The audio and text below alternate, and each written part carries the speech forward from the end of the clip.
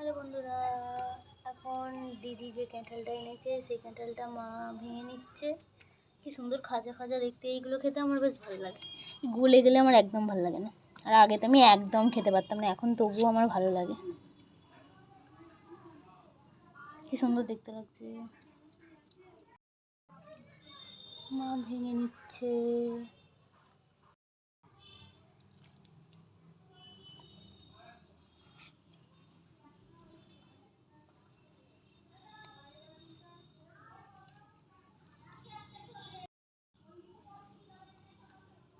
Candle খেতে কারা কারা ভালোবাসো বলো তোমরা।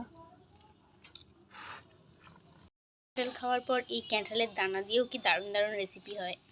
মা বলছে এই ভুতুড়িটা দিয়েও কি নাকি রান্না করা যায়, মা নাকি ইউটিউবে দেখেছে। খাবি আয়, ওই দিদি খাবি আয়।